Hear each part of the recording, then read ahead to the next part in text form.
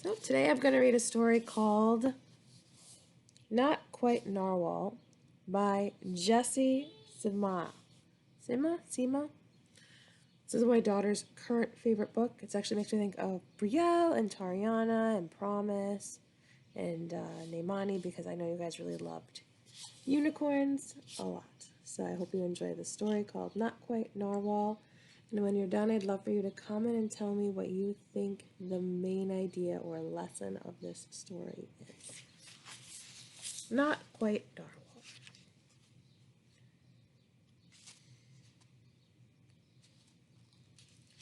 Kelp was born deep in the ocean.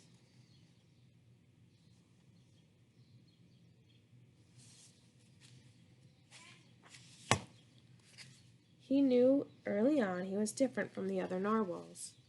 His tusk was as long as everyone else's, he had different tastes in food, and he wasn't a very good swimmer.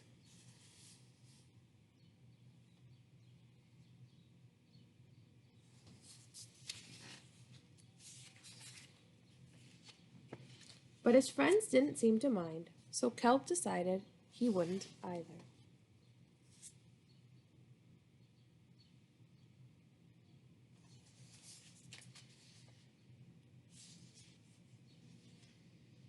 That is, until he was swept away by a strong current. I wish I were a better swimmer.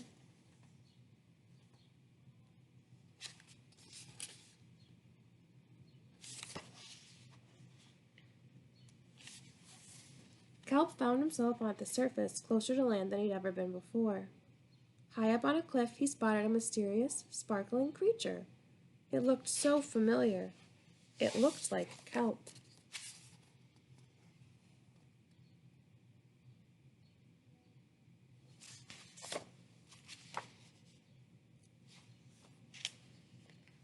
Kelp swam toward land as fast as he could, which wasn't very fast at all, hoping that he could catch up with the creature that looked just like him. When he finally reached the shore, Kelp felt a bit anxious.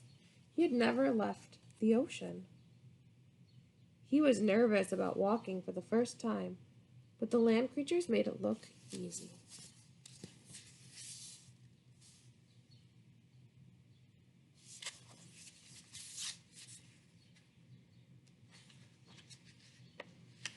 It wasn't. Oof. Ow. Eventually, he got the hang of it.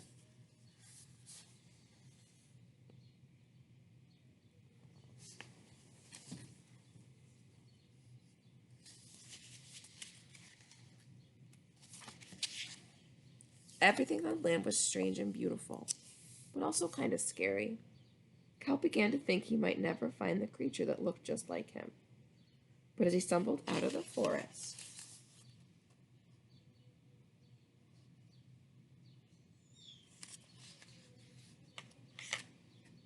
land narwhals! Actually, we're unicorns, and by the look of it, so are you.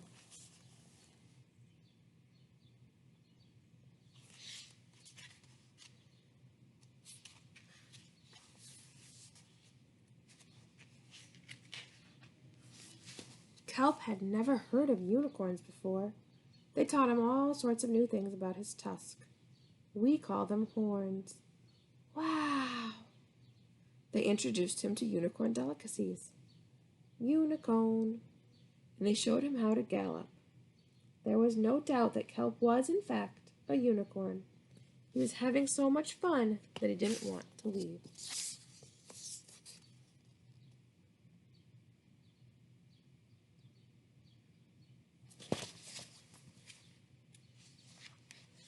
But then he remembered all of his friends under the sea.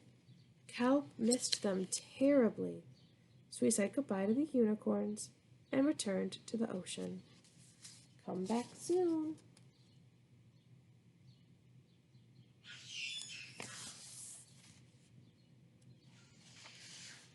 Kelp swam toward home as fast as he could, which wasn't very fast at all, hoping that the narwhals would still like him now that he was a unicorn. When he finally arrived, Kelp had butterflies in his stomach. Kelp! Welcome home. I'd love to know what you think having butterflies in your stomachs mean, and if you can tell me about a time that you had butterflies in your stomach. Kelp took a deep breath and told his friends the news.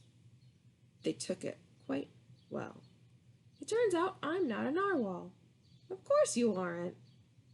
I'm a unicorn. We all knew that.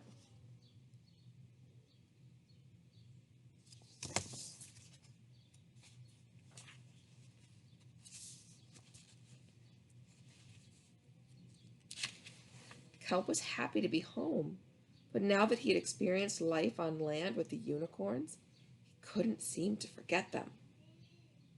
Did he want to be a land narwhal with the unicorns, or a sea unicorn with the narwhals? Kelp couldn't decide. Then he realized that maybe, just maybe,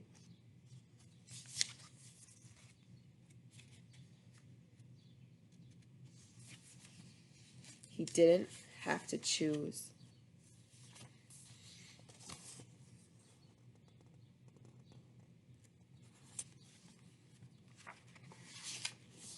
I'm a unicorn.